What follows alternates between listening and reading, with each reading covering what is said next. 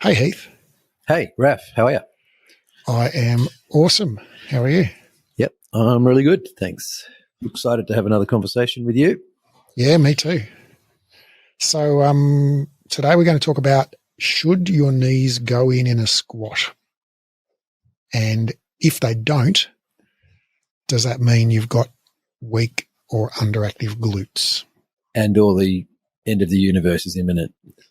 Yes, the end is nigh. And dear listener, TLDR, too long didn't read. The answer to both those questions is no. It doesn't matter if your knees go in a squat, and it doesn't necessarily mean you've got weak or underactive glutes. But we will explore the nuances and the many possible explanations for why your knees might go in a squat that have nothing to do with having weak glutes, and why it probably doesn't have anything to do with your injury risk or glutes. So, yeah. So why do we care about this? Why is this a conversation worth having, do you think? For you and I, or for the industry at large? I mean, Same, isn't it? Like we're here talking for the industry at large. Yeah. So, well, what I learned and eventually let go of was that if your knees came in, as you said, your glutes were underactive. But then the next question is, why do you care? Yeah. If your glutes are underactive? But apparently, when your glutes are underactive, you get headaches.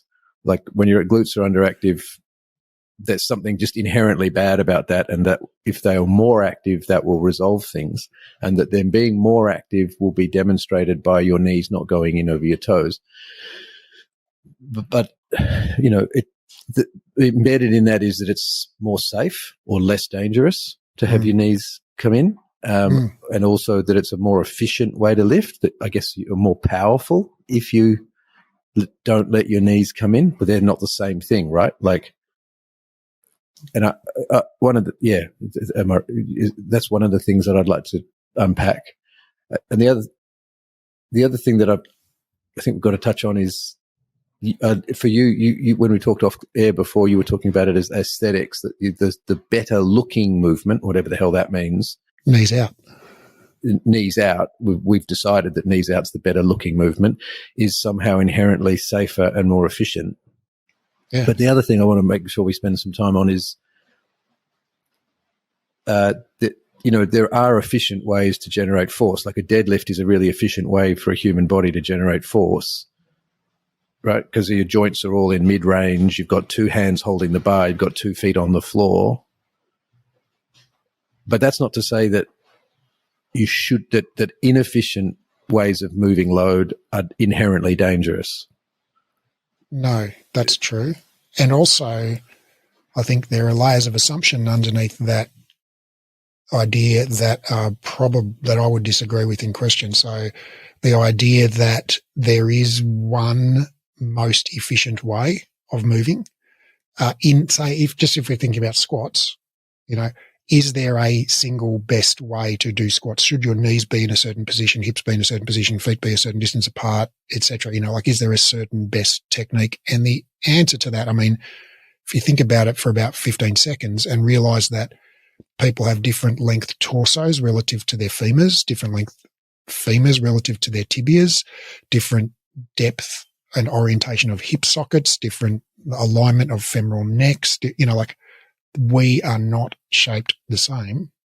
So therefore, if there is one movement pattern, one way of squatting that is biomechanically optimal for you, given your particular femur length to tibia length to torso length ratio, your particular length of femoral neck, your alignment of your hip sockets, etc., why would that be the same exact movement pattern that's optimal for me with longer femurs, shorter tibias, a longer torso, deeper hip sockets, and all of the rest of it? It just doesn't make sense at all when you think about it. There's not one optimal way of squatting. We're going to cluster around some average, some median, probably it's not the case that for anyone squatting with your feet, triple shoulder width, is going to be optimal, and probably with your ankle bones hard up against each other is not going to be optimal, right? But if you go anywhere from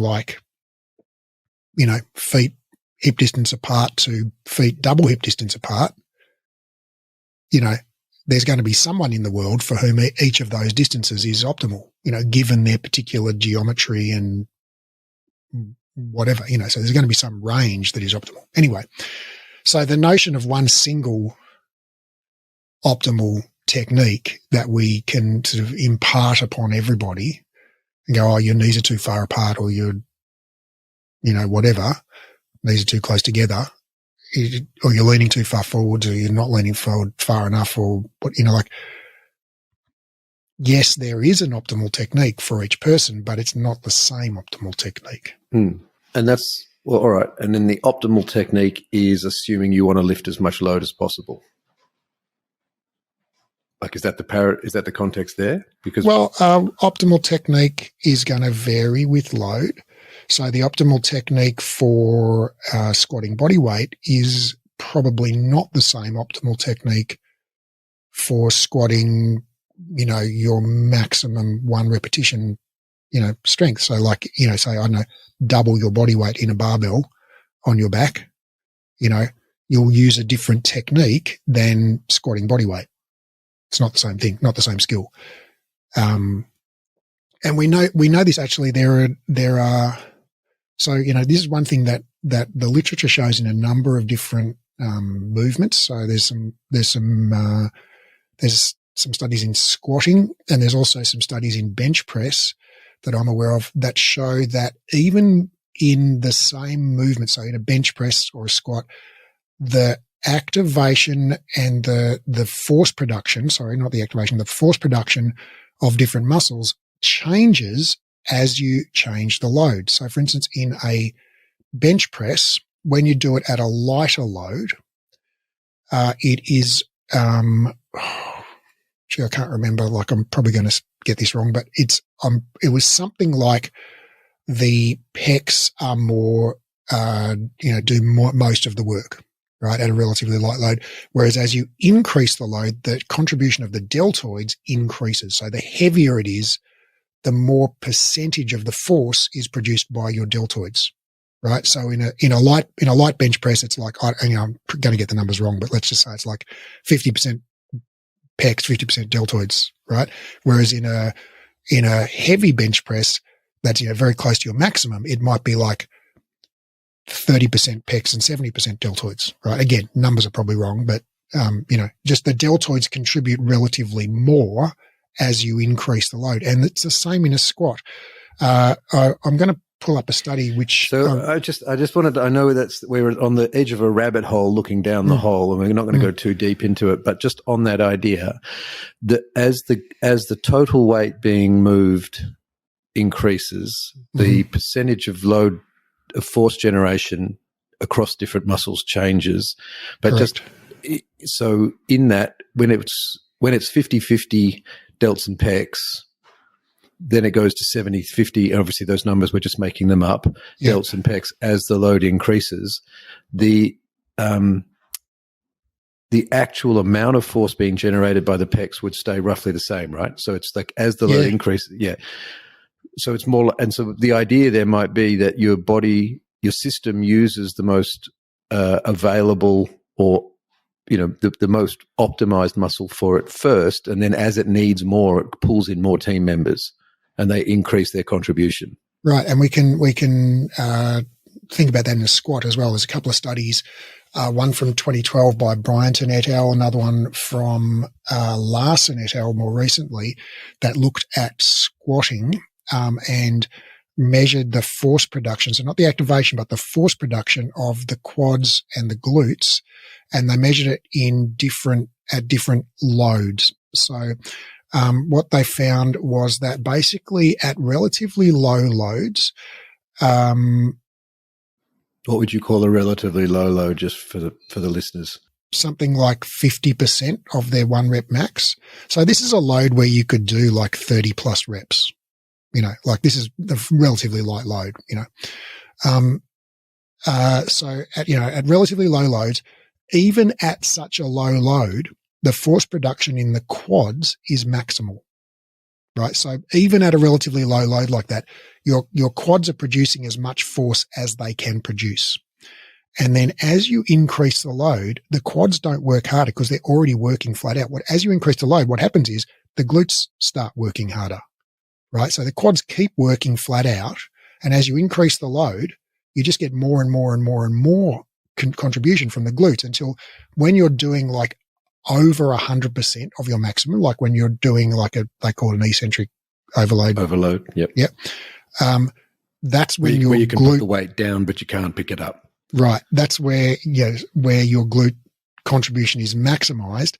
So basically this is not like giving people a different instruction, squeeze your glutes or anything like that. It's just like adding more weight to the bar increases the relative contribution of the glutes, to the force production in the movement, right?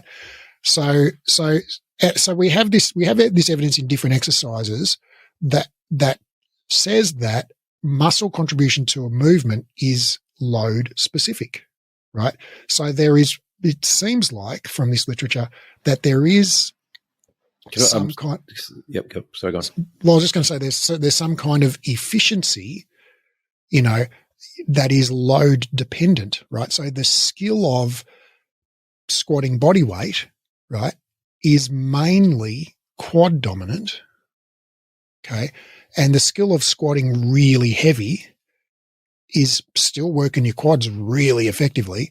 And also it's glute dominant. You're working the glutes are producing double the amount of force in a super heavy squat than the quads are. Whereas in a bodyweight squat, the quads are producing more force than the glutes.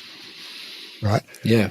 So we should stay there for a moment because, what you just did was pull open a huge Pandora's box of Pilates conversation, right? So you just said that in a 50% of 1RM squat, you are by definition quad dominant, and dear listener, if you're in good company, if you've had the conversation with a client or a fellow Pilates instructor about what quad dominant is and what that means. So, Raph, I think we should take a moment and pause and see that. Are we going to doff our hats to the quads and say we all love quads? And then what are they? The largest muscle group in the body, as opposed to the largest single muscle, which is the lat. And their job is to generate a lot of force a lot of the time. Like the idea that you should be down regulating, if that's the term, the use of your quads and up-regulating the use of your squats. You don't need to do that because the system will do that as you increase the load. It's built in. Like, is that kind of the idea that you've just touched on? Yeah. Well, if you wanted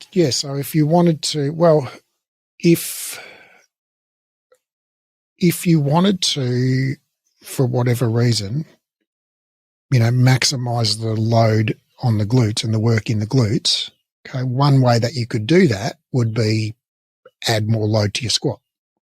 Right, as opposed to clench your glutes before you lift.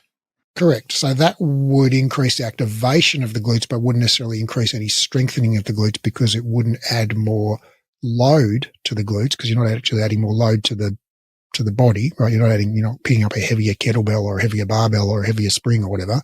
You're just picking up the same amount of load, but you're just clenching harder, right? So essentially, the stimulus and we've talked about this before, but I think it's worth mentioning, is that the primary stimulus for strengthening the body and a muscle is a high level of mechanical tension on individual muscle fibers. So we have to create a lot of tension on that muscle. Now, tension comes from loading a muscle, right? So if I just tense my biceps without like having anything in my hand and just tense my biceps, the biceps, we use the word tensed, right? But there is virtually no tension on that muscle compared to if I pick up a 20 kilo dumbbell and try and curl it, right? There's a lot of tension on my biceps because the weight of the dumbbell is pulling it, right? So the muscle contracts with way more force when there's a heavy load that you're working against compared to when you're just tensing it, right? So if I'm doing a body weight squat where my glutes would normally be working at 20% of their maximum, okay, and I just simply squeeze my butt as hard as possible, yeah, it'll be activated at 100%, right? But it'll still be loaded at 20%, right? So now I've got 100% of my muscle fibers in my glute lifting a load that 20% of the fibers could easily lift, right? So each fiber only has 20% of its maximum load on it, right? So there is not a high level of mechanical tension on each fiber. So that is not a stimulus for strengthening. Yeah. So simply tensing your muscle whilst you're lifting the same light load doesn't increase the strengthening effect of that exercise. If you want to increase the strengthening effect, you got to add more load. Sorry. No, it's well said. And so I'm just going to keep pushing at that. So if we're going to this example of where the quads are dominant in particular load cycles or particular amounts of load, and the glutes increase their contribution as the load increases, if we come back to that quad dominant 50% of 1RM, where your quads are, I've already forgotten the number, responsible for X percentage of the lift. If you willfully squeeze your glutes, does that reduce the amount of load the quads are working, or is it something to do with the nature of the load and the lift? Will the quads do the same amount of work and you're just adding a little bit of butt squeeze to it? I'm thinking of the people out there who might be thinking, what if I squeeze my glutes, will it reduce the work in the quads? No, it'll probably increase it. So what we see is like, and you know this from your own probably just experience in life, okay? When you tense one muscle, it basically you automatically tense the muscles around that area, right? It's like if I say to you, clench your external obliques but not your internal obliques, it's like that's really freaking hard to do. Or even biceps and triceps, right? Right.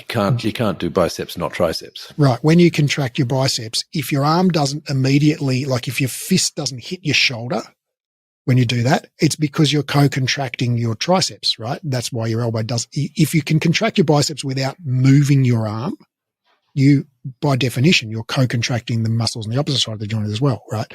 So it's natural to tense, multiple muscles when you tense one muscle. It's like, it's very, very, very hard to isolate muscles. It's a very, very difficult skill to learn for most people. So yeah, so the chances are in you tense the glutes, you're probably increasing activation in the hamstrings, the quads, the abs, the hip flexors. Yeah. Okay, great. So when you do that, to the idea that you explained clearly before, if you increase activation, which is not the same thing as increasing load, you're spreading the load that you are moving across more sets of muscle fibers. You're distributing the load, in fact, so you're reducing the strengthening effect across that. Yeah, correct. I mean, just imagine like you're doing bicep curls, right, with one arm, okay, with a dumbbell. And then you go, oh, well, if I picked up this same dumbbell with both my arms, I would get twice as much strengthening because I'd be strengthening both my biceps. Yeah. Well, except that now you've just halved the load on each arm, right? So you're getting half as much stimulus on each arm. You're not getting the same stimulus on both arms. You're getting half as much on both arms. So, then if you're walking across the gym and you're like, oh, Raph, I see you doing bicep curls. Let me help you. Like, we'll both get stronger at the same time. You're like, okay, now there's 4 arms curling the one dumbbell that hasn't changed in weight. It hasn't got heavier. It's still the same, 1 kilo dumbbell. And like now there's 4 arms lifting that up. Are we going to get 4 arms get stronger? No, there's now just a quarter of the load on each arm. So it's like the more muscle fibers you engage without increasing the load, all you're doing is spreading the same load across more and more and more and more muscle fibers and decreasing the load on each muscle fiber, right? So if you want to get more load on the muscle fibers, you've got to have the same number of muscle fibers activated, but more load on them.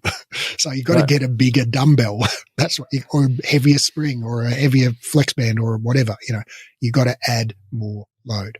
You've got to add more load. And then in terms of rubber hitting the road for instructors out there who might still be thinking in terms of, I need to tell people to engage a particular muscle. Maybe it's the glutes, like squeeze your glutes before you lift. Uh-huh.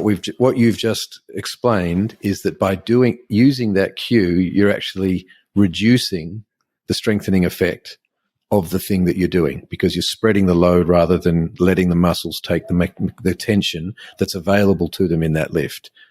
Yeah, I don't know if you're reducing it. I think you're certainly not increasing it. And you're probably just increasing the perceived effort without increasing the stimulus for strengthening. Yep. Okay. Because the load hasn't changed. So the stimulus for strengthening should be similar. And in a squat like that where your glutes have got minimal stimulation, if you're doing like a bodyweight squat, they're not the best exercise for glutes, I think. But the quads will still be working hard. Still be good exercise for quads. So I want to move on to this idea of, when you said like if people are queuing to activate the glutes before a squat, like I think, for some people it's because they think that will, the goal is to work the glutes more, but for other people it's a safety thing, or it's like a correct technique thing, or it's a protecting the knee from coming inwards thing, like so pre-squeeze your butt, or make sure you activate your butt in this squat to keep your knees out, because, the glutes externally rotate and abduct the hip. They bring the knees out to the side as well as extending the hip. And so we have this notion that your knees should go out to the side, push outwards in a squat, because your glutes are powering the movement, and your glutes are an abductor and external rotator. Right? And so if your knees go in, doesn't that mean that your glutes are turning off? Because if your knees are going inwards and your glutes are pulling outwards, well, doesn't that mean that like the glutes aren't pulling outwards, And that, that does make sense kind of superficially, and I believe that for quite a long time. But when you actually learn and understand the anatomy and think about it for just a minute or two, it doesn't make sense.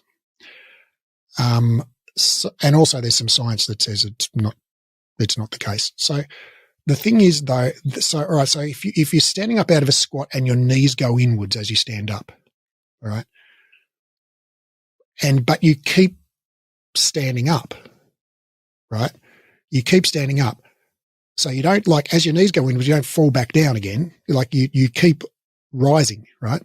Well, what's lifting you? Is it some magical force like, ooh,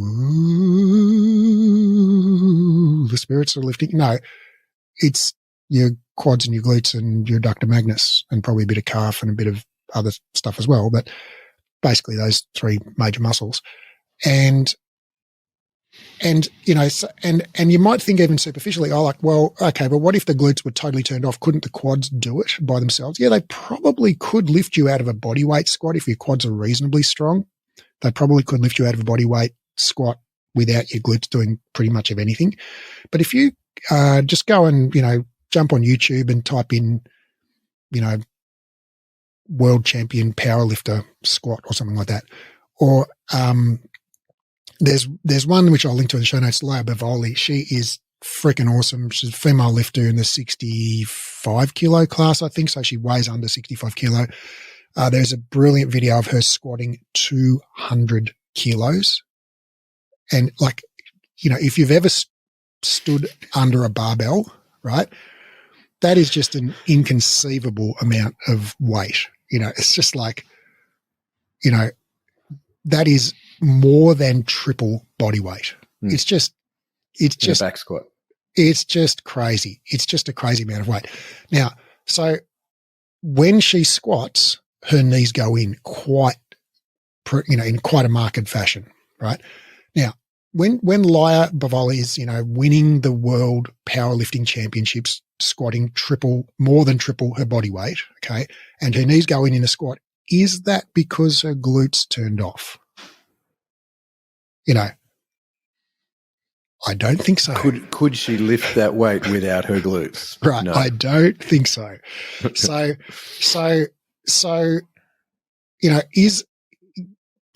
not plausible. It's not plausible that your glutes turn off in the middle of a squat. Now that point in a squat where your knees tend to go in, okay, is quite a specific point. It's just above parallel. Right. It's like when your thighs are parallel with the floor. That's what we call parallel. Okay. So it's just above the parallel point. is what we call a sticking spot in the squat. So like if you fail in a squat, like if you do so many squats that you can't do another one, where you fail will be just above parallel, right? It's just in that sticking spot, because that is the point where you've got the maximum moment arm for your quads and glutes to work against. It's like you've got the poorest leverage in the squat in that point. Mechanically, you're least powerful in that position.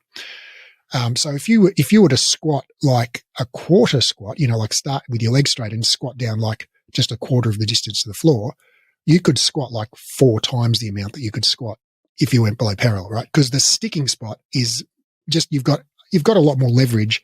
The load has a lot more leverage against you, right? So that's the sticking spot. Yeah, the seesaw is longer. The horizontal distance from your knee to your hip is longest when your thigh is parallel with the floor, right? And therefore the load has the greatest leverage to pull you downwards, and your muscles have the least leverage to pull you upwards at that same point. So yeah, so that's where the knees tend to go in, is that sticking spot. Okay, right round about legs are parallel. And so, there are a few reasons that I've got on my list of what that could explain, individually or collectively, why Laia Bavoli's knees go in when she's lifting 3.3 times her body weight, which just blows me away every time I say it. Right, but I'm just going to pull you back. Mind-blowing as it is, that's presumably her 1RM. Yeah, something like that, yeah. Yeah, give or take, right? And so then in terms of like, as it applies to lunges on the reformer, just touch on that. It's just like it. There's no question that what am I trying to catch you up on here? Because you're referencing a elite, world class, world champion lifter. So just to catch the thought of, well, that's all right for her, but what about the people I work with in my Pilates class? And I guess what I wanted to touch on is that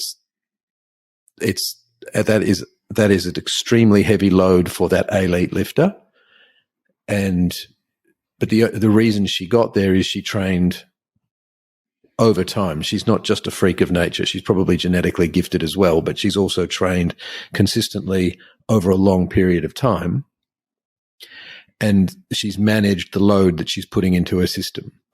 And that's the key, correct? It's not like, I know I'm stating the obvious, but she didn't wake up one day and just go, I'm going to lift 3 times my body weight. She's built that up over time, and her system has become skilled at lifting heavy loads, which is essentially what you're practicing if you're a deconditioned, new to Pilates client who struggles with 10 lunges on a half spring.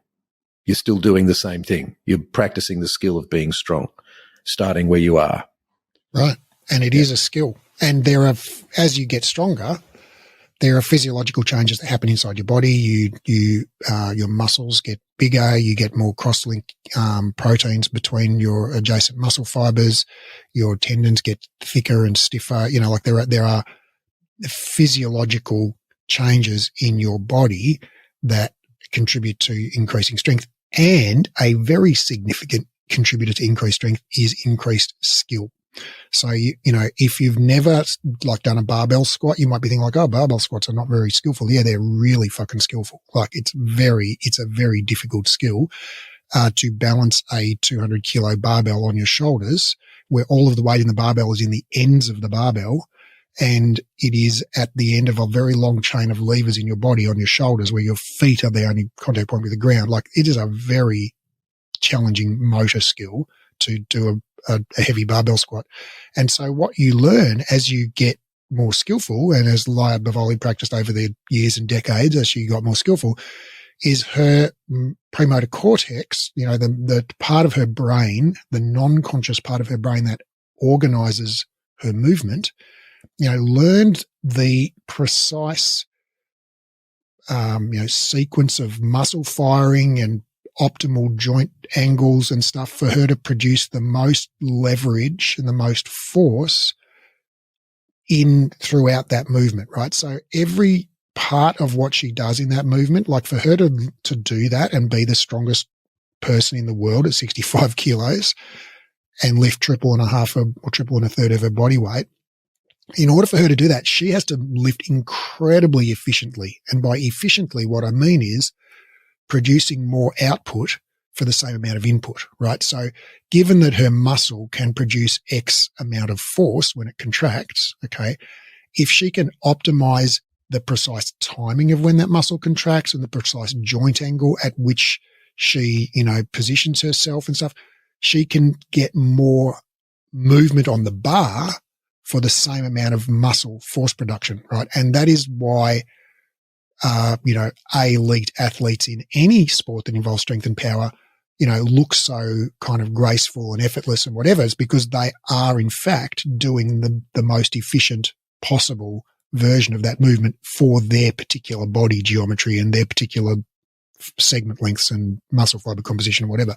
So there's a lot of skill involved. And that's the same when you Pilates. When you first do lunges, okay, if you're deconditioned, well, you don't have those physiological adaptations to strength training yet. You don't have, larger muscles. You don't have more cross-linking proteins between your muscle fibers. You don't have stiffer tendons yet. So physiologically, your muscles are producing less force, and you're also not moving efficiently in the sense that you are, the strict like biomechanical definition of efficiently. You're not taking advantage of passive forces, tissue elasticity, recoil, inertia, gravity,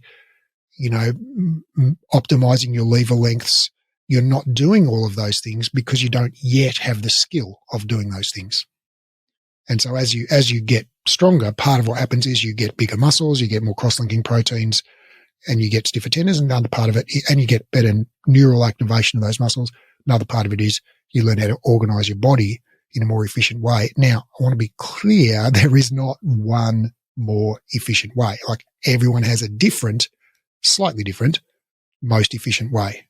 The way that Usain Bolt runs is not the same way, you should run if you want to run as fast as Usain Bolt, right? Like because Usain Bolt's got one leg a little bit longer than the other. He's got a slight scoliosis. So like his optimal technique, given the length of his legs to his torso, is not the same as your optimal technique if your legs are shorter or longer or whatever, right? So yeah, technique is specific to each individual. So yeah, I'm sorry, I'm not sure where that. We're digressing somewhere. Yeah.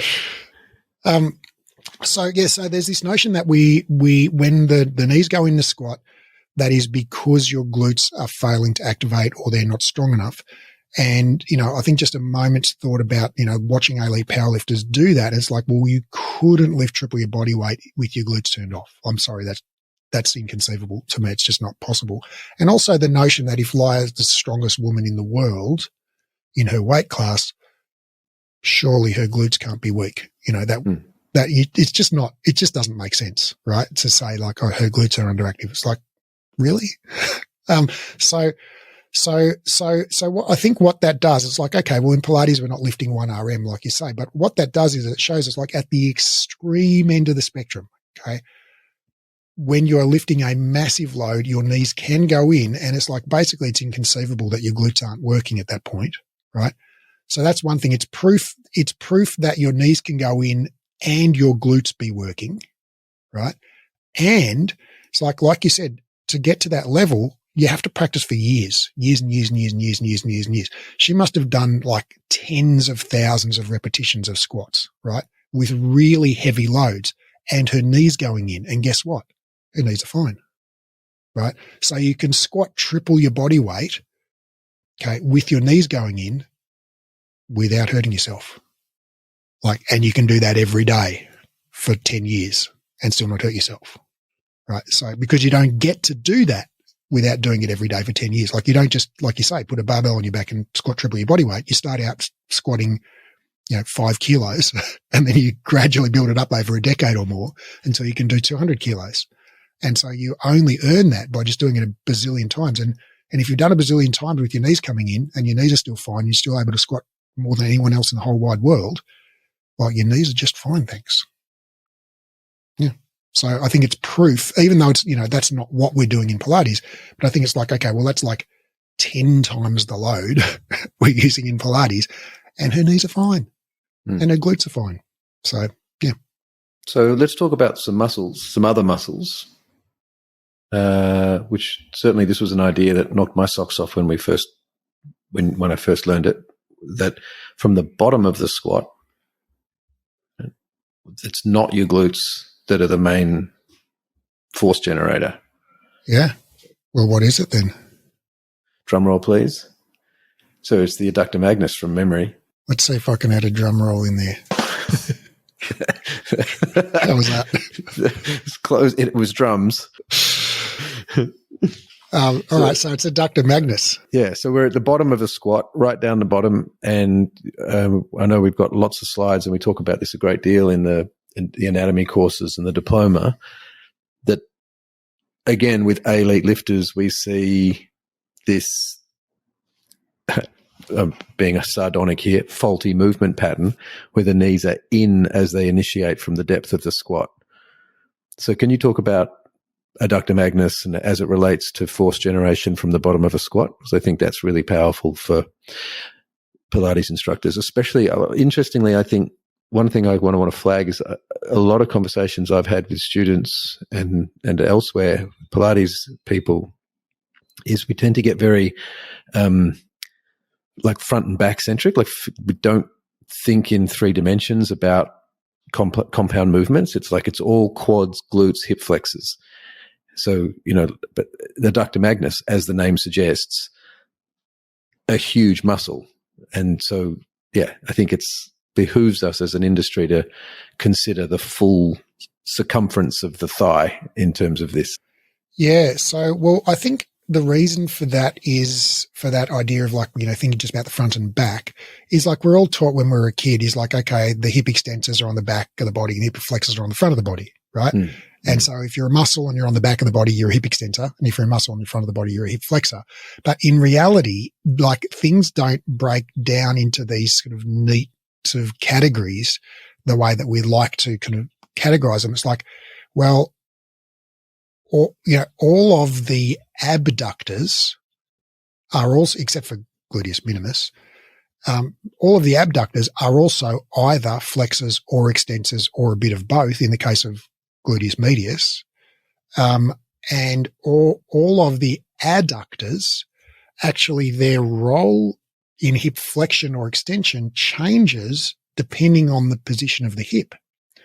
So all of the adductors adduct the hip.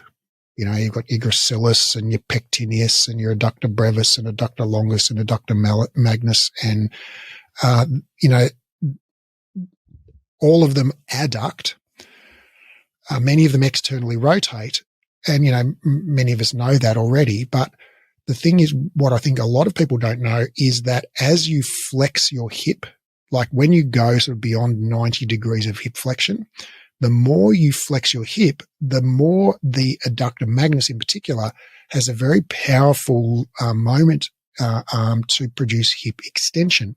And so in a neutral hip, the adductor magnus doesn't really extend the hip. Like it's just an adductor basically. But the more you flex your hip, and particularly past 90 degrees, the adductor magnus becomes quite a powerful hip extensor.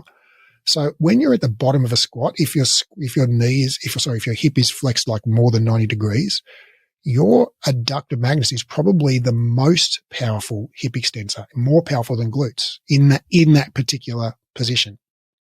And so, and if you've done deep lunges on a reformer class and then the next day your inner thighs are sore, well, that's why, right? Adductor magnus is a very important muscle for extending the hip from the bottom of a deep lunge or a deep squat. And so the thing is, all right, so now we get back to that initial logic that seemed to make sense when we thought about it. It's like, okay, the glute max is the major muscle that lifts you out and extends your hip. Okay. So when you're standing up out of a squat or a lunge, you're extending your hip. So the glute max is doing most of that.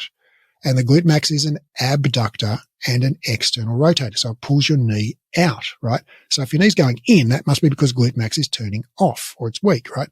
But what we don't think about is, well, in the same position coming out of a deep squat, the adductor magnus is also a very powerful hip extensor, probably a more powerful hip extensor in that particular joint angle.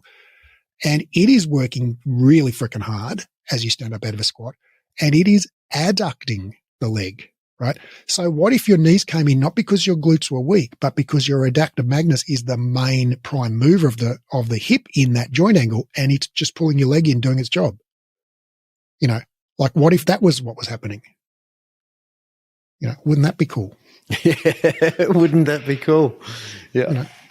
And that's not the same thing. And just going back to that idea of muscles co-contracting, it's not by definition, therefore, so adductor magnus does it, but your glutes are switched off and that's okay. They're going to both be firing. Yes. And creating tension through the system. So well, if your knees are not smashing into each other, right? In other words, if you're not in uncontrolled adduction, maximal adduction, right? And your adductors are firing very strongly, which they are in the bottom of a squat. Well, by definition, your abductors must also be firing, because if your abductors weren't firing at all, if they were totally relaxed, and you fire your adductors, well, you're just going to adduct, right? So if your knees don't bash into each other, that means there is something happening in your abductors, right? They're producing some amount of force. So all right, so that's one idea, is that, the notion that adductor magnus is actually a very powerful hip extensor in the bottom of a squat or lunge or footwork, and that it produces a hip extension moment. And a moment is just a force multiplied by the lever arm, by the length, the distance from the force from the fulcrum, and that it is an adductor. So if it activates powerfully, it might cause some adduction at the hip. And it's weird that we think about it back to front. Like we think about, okay, if the glutes activate and your hip abduct, that's good, right? But if your adductor magnus activates and hip adducts, that's bad. Why? If your hip abducts, doesn't that mean adductor magnus isn't activating and it's weak? It's like, why do we have it, one way but not the other way? So that's one thing. The other thing is, well, we might be optimizing the length tension relationship of our glutes, right? So what I mean by that is, we know that muscles are strongest in their mid-range, right? So if a muscle is in a maximally shortened position or maximally lengthened position, it doesn't produce as much force, anywhere near as much force as it does in its mid-range, right? And we all know this from, like, I don't know,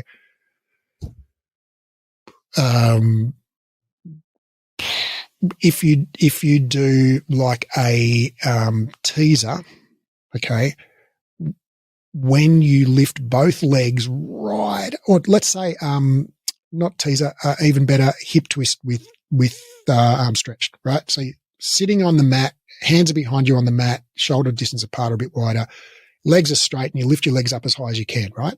Unless you've got like decades of dancing or gymnastics behind you, right? That is freaking torture on your quads, right? Why is it torture on your quads? Because it's actually not torture on all of your quads. It's just torture on your rectus femoris, which is one of your quadriceps, which is a two-joint muscle. It's a hip flexor plus a knee extensor, right? And so in that position, in the hip twist with your legs up, the rectus femoris is maximally shortened, so it's very weak in that position. It's not able to produce a lot of force, and that's why the exercise is really, really freaking hard unless you've practiced it for decades. So when muscles are extremely short or extremely long, they're very weak, right? Relatively, they can't produce as much force, and there's reasons for that which we won't go into. But so muscles are strongest in their mid-range. Now, if you want to produce maximum force, for minimum effort, in other words, be efficient as you're standing up out of a squat, you would want to keep your muscles, your major force-producing muscles, as close as possible to their mid-range throughout the movement, right? Because that would mean that you could produce more force, from that same muscle. So as you stand up out of a squat, okay, your glutes are in mid-range at about roughly kind of sort of, 30, 40 degrees of hip flexion. Okay. So when your leg is kind of, diagonal to your body, sort of, not at 90 degrees. And so as you go beyond that, up or down, your glutes, lengthen or shorten, beyond mid-range. And so as you stand up out of that position, as your glutes shorten, right, as you're standing up, okay, your glutes are getting shorter, shorter, shorter. Well, if you adduct your hips okay, that slightly lengthens your glutes, right? Which means you might keep them closer to their mid-range and able to produce more force, right? So you might be optimizing the length-tension relationship, which says that, muscles produce more force in their mid-range, okay, by adducting your hip just at the point where the glute is kind of, shortened, basically. And also, coincidentally, at the sticking spot, when the legs are roughly parallel to the floor, okay, where you need more force production because leverage is working against you at that position in the squat, or lunge, that if you optimize the length tension relationship of your glutes in that position, you produce more force to get you past the sticking spot. So that's another, do I have like a paper that shows that is true? No. But it's just like thinking about the anatomy of it. That is a plausible idea. Yeah. So it could be adductor Magnus firing that pulls your knee in. Okay. Could be you're just optimizing the length tension relationship of your glutes, and the glutes are working awesome. In fact, they're working even better because your knee's going in and you're optimizing that length tension relationship. Or it could be you're pre-stretching the glutes, right?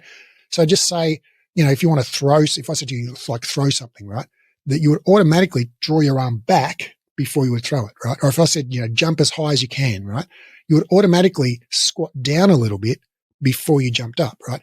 And we do that to pre-stretch our muscles, right? So when we pre-stretch a muscle, it produces more force than when we don't pre-stretch it, right? You can jump higher if you squat down first compared to if you just jump without squatting. You can throw further if you draw your arm back first than you can if you don't, right?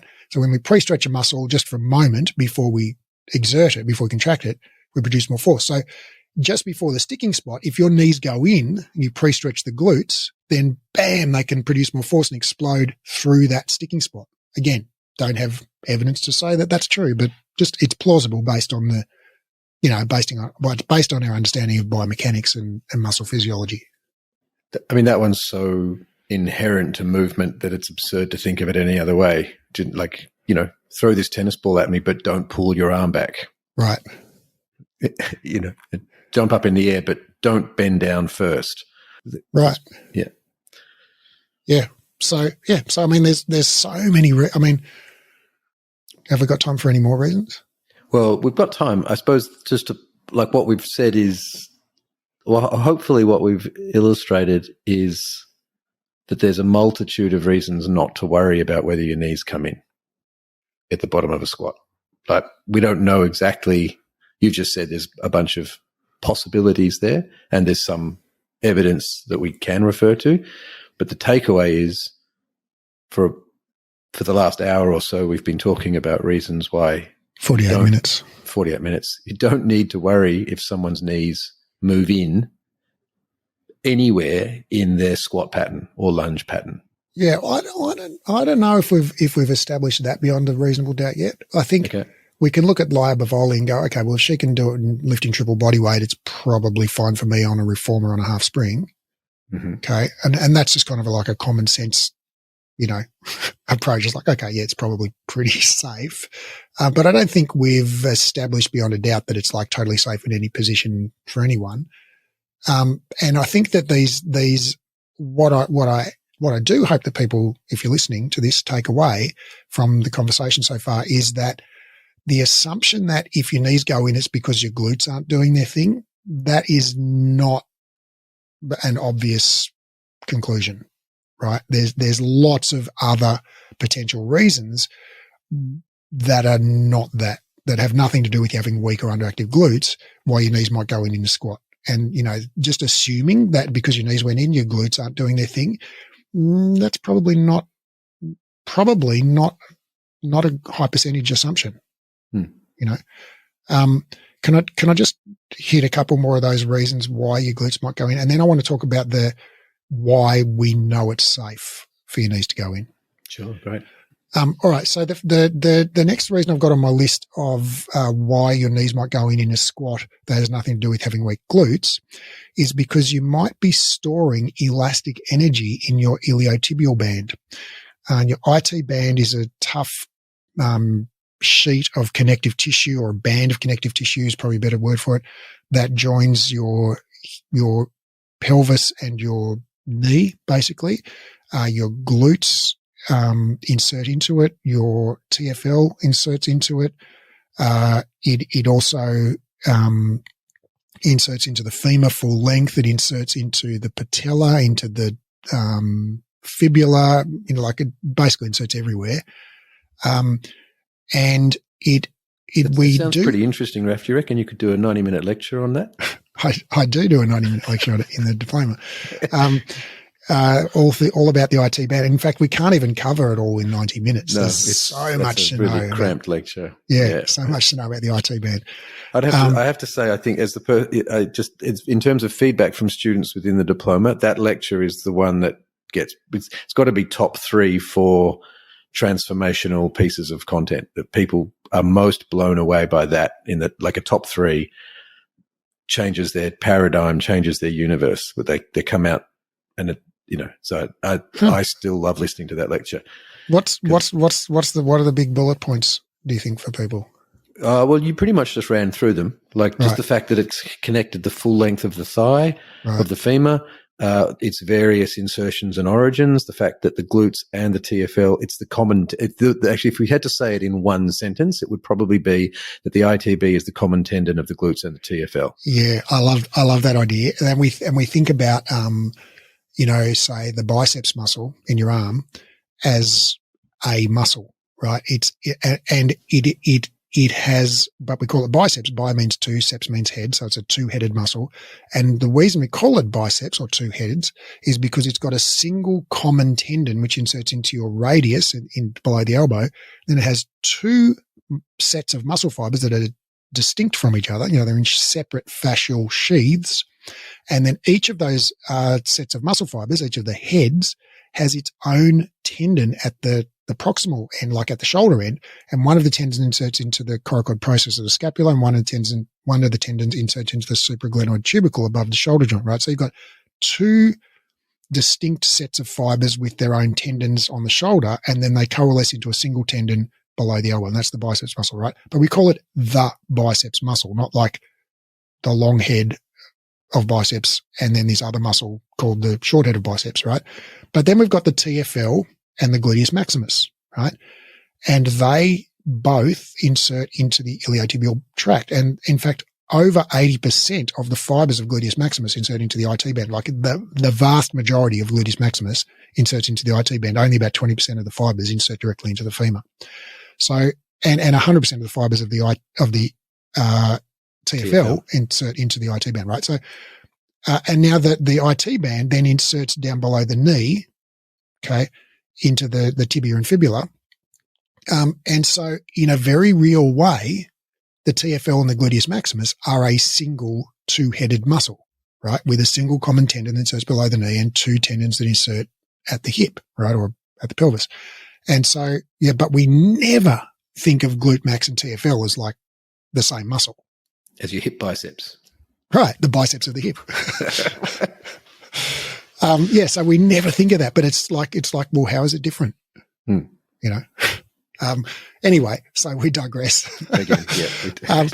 But so the IT band, we know when people run, most of the energy for running actually doesn't come from muscle contraction. It comes from storing and releasing of elastic energy in the IT band and the Achilles tendon and the patella tendon, right? So basically as you land when you run, you basically isometrically tense your quads and your calf muscles and your glutes, okay? You isometrically tense those muscles. So you tense them, but you don't shorten them or lengthen them. And then as you land, the momentum of you landing stretches your Achilles tendon, stretches your patella tendon in your knee, and stretches your IT band, okay, exactly like stretching an elastic band, right? And as you stretch it and pull the ends of that elastic band apart, it stores energy. There is now energy in that band. If you let go with one of your hands, it's going to snap, and the energy, the potential energy, will be converted into kinetic energy, and it will move, right? It will do work. And so that's exactly what happens when you run, is you store elastic energy in your Achilles tendon, your patella tendon, and your IT band, in your iliotibial band. So as you stretch or tension means the same thing. The IT band, you store elastic energy in it. You put it on stretch. And then when you unstretch it, it releases that energy, right? And you do work. You move your joints. And so as you adduct your hip, your knees go in, okay, halfway up a squat, you are stretching your glute max and your TFL, the two-headed muscle of the knee and the hip, okay, because they're both abductors, okay? So as you go into adduction, they're on stretch, they're lengthening, the IT band is on tension. But as you're adducting, if your glutes are tensing, okay, the glutes aren't maybe lengthening, maybe the IT band is lengthening and glutes are working isometrically. Another theory, okay? Don't have anything to prove it. So if you're storing elastic energy in your IT band just before the sticking spot, and then you get to the sticking spot where your thighs are parallel to the floor and you've got the least amount of leverage and gravity's working against you with the greatest force, and all of a sudden you go, great, but I've got this elastic energy stored in my IT band. I'm going to, go, magic powers, and bam, out comes the energy out of your IT band. That propels you through the sticking spot in the squat, just like when we run. Obviously it's not exactly the same because we're not running in a deep squat position, but in principle, the basic principle is the same, that you're storing and releasing energy from your IT band. So that's another reason why your knees might go in a squat and why Laya Bavoli's knees might go in a squat, okay, to actually produce more force and move more efficiently, taking advantage of tissue elasticity and recoil and momentum and all of those things. And that's part of the skill that she's maybe learned over decades, is the precise right time and amount to let her knees come in so that she can store the right amount of elastic energy in her TFL, in her IT band, to push her up out of that sticking spot. So that's another reason. It's elastic energy storage in the IT band. It's not just for foam rolling, people. It's for lifting you out of a squat.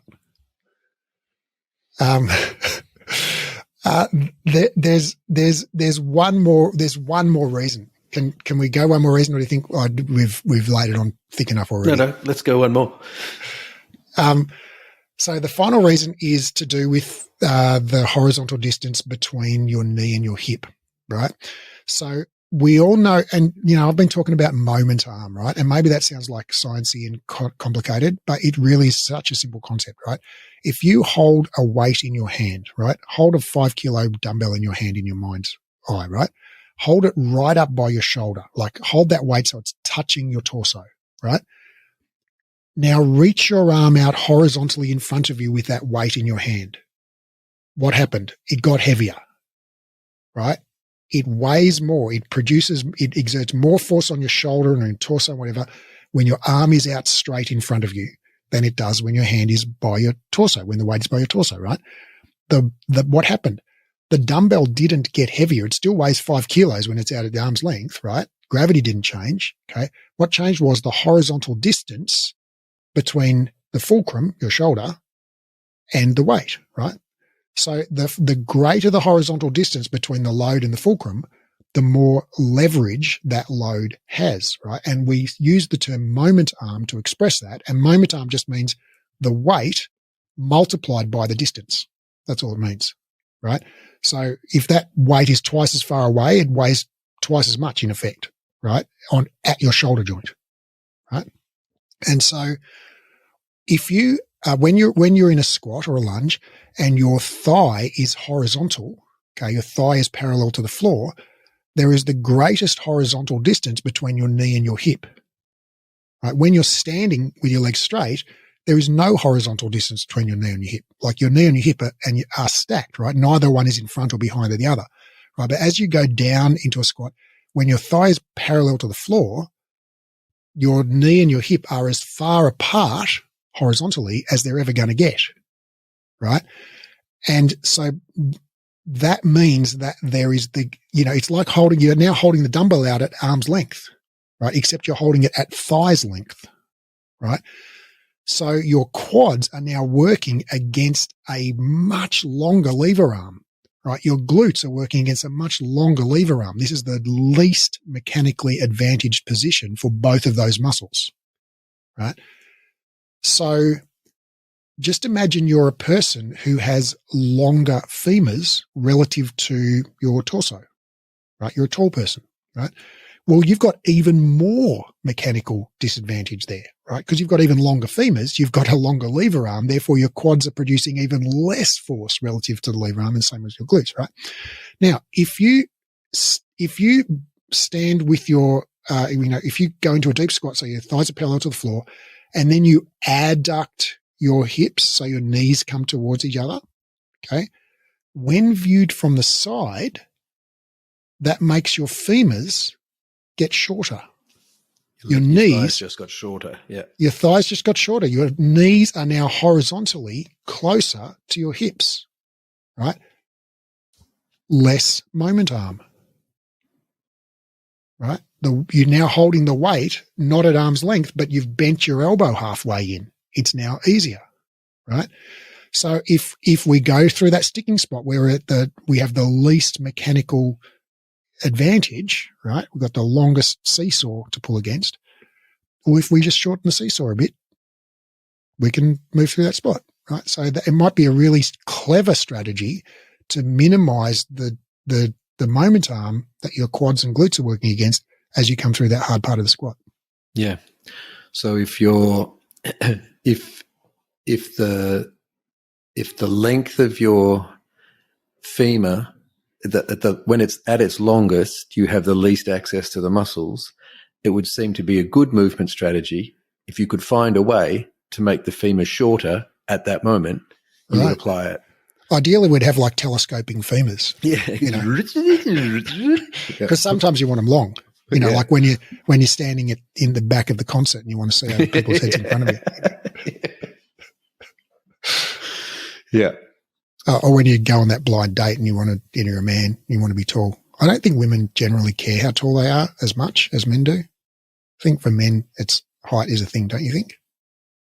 Maybe, but I've actually never thought much about it. Yeah, no, maybe that's bullshit because I look at, I'm just thinking when occasionally when I'm on an airplane or something and I read a magazine, because the only time I read a magazine is when I'm on an airplane, they always have these ads for men's shoes that make you look taller.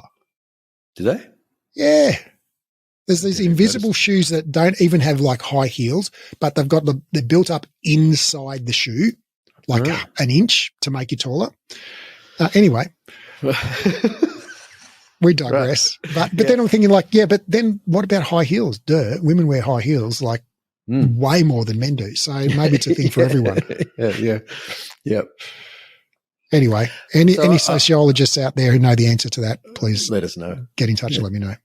So you've talked us through a whole bunch of things, and you've repeatedly contextualized them against. Sorry, I've forgotten the name of this elite power layer. Yeah, and so just that going back to that last idea of okay, so we could say that by bringing your knees in, you're shortening the lever arm, the moment arm.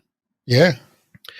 And as you said, there's going to be a sweet spot where if you do that, you kind of suck the best possible help out of that you can. And that would, we just sort of roll through those ideas you've talked about. That skill would roll together with the skill of how you tension the glutes versus the adductor magnus and all of these things that we've talked through theoretically. They're too complicated.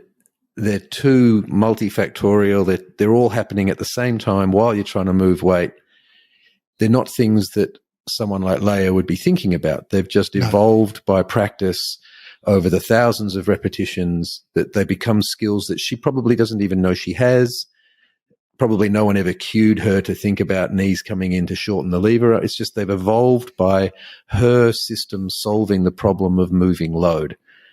And I guess what I want to talk. So this has been something that's emerged for me over the years of teaching movement is humans are amazing at solving those problems. They don't have to be world-class elite powerlifters.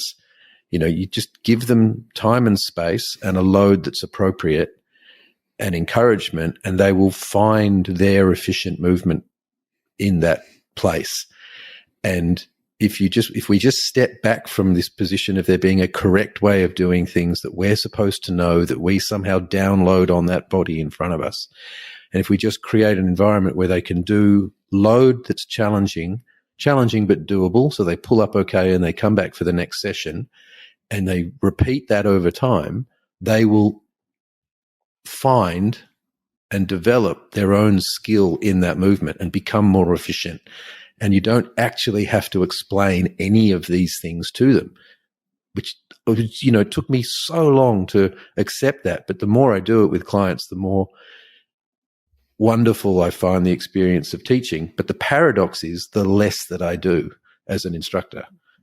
Isn't it amazing that as you start to understand the incredible complex symphony of, control that your brain exerts on your body as you do something as seemingly simple as stand up out of a fucking squat, let alone complex moves, but, something as simple as standing up out of a squat, the unbelievable complexity and the fine tuned, precision of how you position your knee relative to the moment arm and the pre-stretch on the glutes and the tension in the IT band and the function of adductor magnus and all of those things, right? Like how incredibly complex and marvelous that is. And then we come along with this like childishly simplistic notion of like, oh, your glutes aren't working. It's like bashing frickin', Mozart over the head with a 2x4. It's like, I'm sorry, that is like 1/1000th of what your brain is already calculating, to do this movement with perfection, and for some of us, that perfection is going to look like knees coming in because of our particular geometry in our pelvis and our femur and our hip socket and, the particular, relative percentage of fast twitch fibers in our quads versus our glutes versus our adductor magnus and the percentage of our 1RM load that we're lifting and how fast we're moving and how deep we went into, like there are so many variables, right? How relatively fatigued each muscle is when you start the movement. Like there are so many things that go into contributing to, what each person's optimal strategy is for any given movement. I just think it's ludicrously, simplistic to think that it's a single factor. Oh, it's your glutes. And in a squat, the only thing that matters is your glutes, right? It's just like now, hopefully, if you're still with us, dear listener, and you've been on this journey and you're like, oh yeah, the adductor magnus, the pre-stretch on the glutes, the IT band, elastic tension, the moment arm and the horizontal distance from the knee to the hips, like it's so complex, right? How naive and simplistic to think about it as just like glutes good, everything else bad. It's just like seems like ridiculous. I hope it seems ridiculous. There's a study, this is an awesome one. It's just a little bit of fun. It's called Steps Toward the Validation of the Trendelenburg Test, the effect of experimentally reduced hip abductor muscle function on frontal plane mechanics. Oh my God, these people need some help with their titles. Yeah, they've got some branding issues. Fuck's sake, people, like call it something sexy, stick a pin in your butt. That's something like that. I don't know. So basically what they did is they stood people on one leg, in a lab, and that's the Trendelenburg test. And what they test is when you stand on one leg, does your knee go in? Does your knee go in? And do you lean out over that leg? So the Trendelenburg test is where basically if your glutes are, quote, not working, okay, when you stand on one leg, the knee goes in because your glutes are weak or underactive or whatever. And what they were testing was, well, I wonder if that is true. I wonder if that is because your glutes are underactive or whatever. And so what they did was they stood people on one leg and they measured exactly how much their knee came in with photos and light reflectors and all of that kind of stuff. And then they gave them a lovely injection of lidocaine, which is a local anesthetic, like what you get when you go to the dentist that makes your jaw go completely numb for like 3 hours afterwards and you when you're talking after you've been to the dentist. and they injected that into the superior gluteal nerve, which is the nerve that innervates the gluteus maximus, right? And sorry, the gluteus medius. Apologies, not the gluteus maximus, the gluteus medius. And so they completely paralyzed these people's gluteus medius, right? Just like your lips are paralyzed after you've been to the dentist for, for a couple of hours.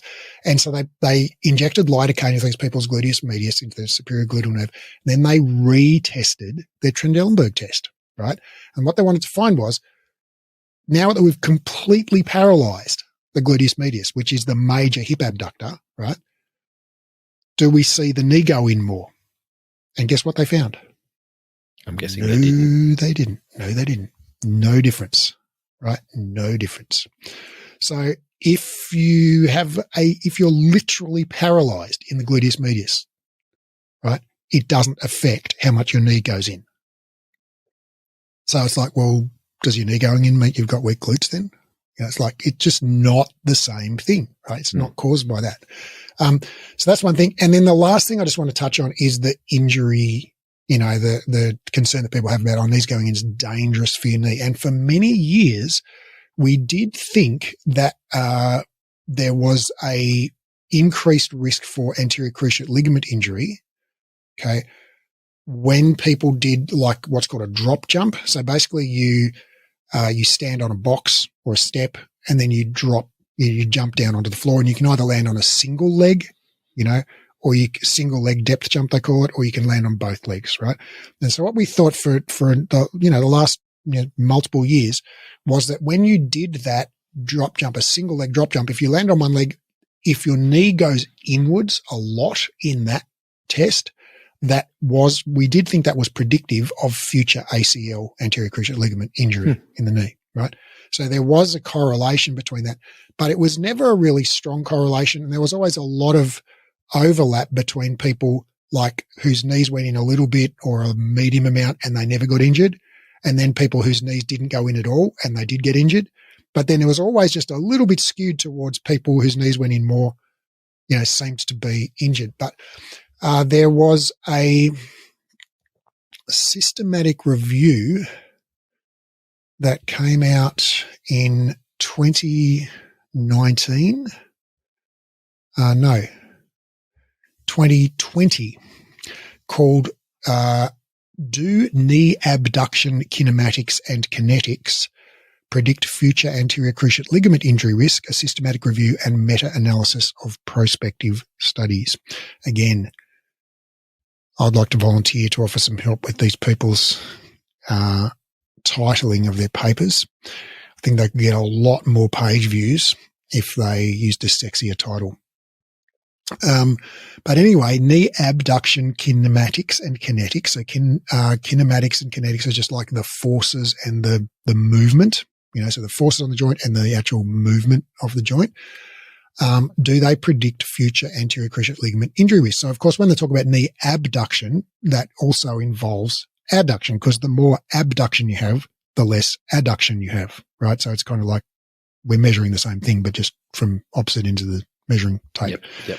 And so what they found in this study by Kronstrom et al. 2020 was, quote, contrary to clinical opinion, our findings indicate that knee abduction kinematics and kinetics during weight-bearing activities may not be risk factors for future ACL injury.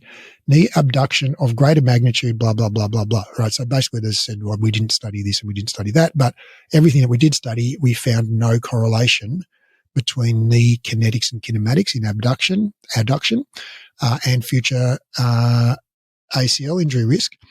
Here's the first sentence of their discussion, quote, the results from this systematic review and meta-analysis revealed no association between baseline knee abduction kinematics or kinetics during vertical drop jumps or squats and the risk of sustaining a future ACL injury, end quote. So, that's the latest systematic review and meta-analysis that we have on this topic, and they found no association. And they specifically looked at squats.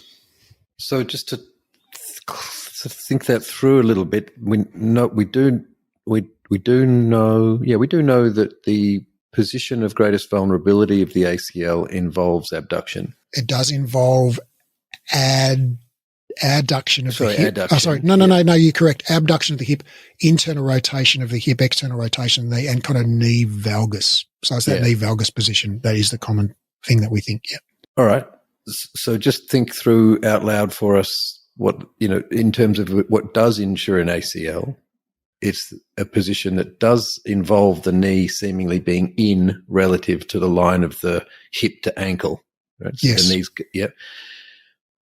But actually, it's the knees out, but it's in valgus, and it's like I'm not sure if I'm going to be able to explain that visually, through the medium of radio, but I'll pop a study in the show notes, which basically is a fantastic study where the researchers reviewed footage of professional soccer matches where players had injured their ACLs. They were subsequently diagnosed as having ruptured their ACLs, and they actually went back and reviewed the footage and isolated the single frame of video when that person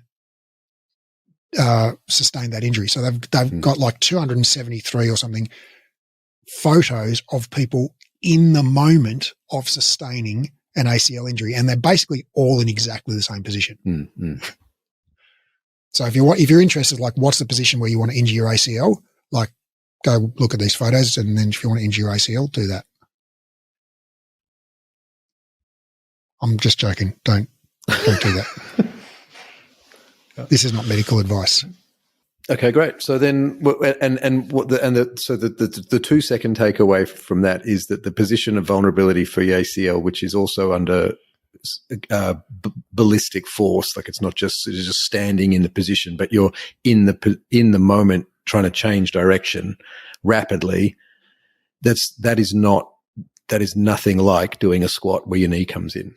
Right. So if you want to injure your ACL, what you should do is get on a soccer field or some other grass sport where you have like spikes on the bottom of your shoes so your feet don't pivot very well. And then you should run at maximum speed and then change direction at maximum speed, and at the same time have someone tackle you from the side and whack you on the outside of the knee. Right? That's a really good way to injure your ACL. Now, if your knees go in when you squat, there's probably like 1/50th of the amount of force on your ACL in that situation compared to the actual injury mechanism. Like people don't injure their ACLs doing lunges in Pilates class. They injure them when they're doing a maximal speed direction change. Their foot is planted on the ground with spikes, so the foot doesn't pivot, but the torso pivots.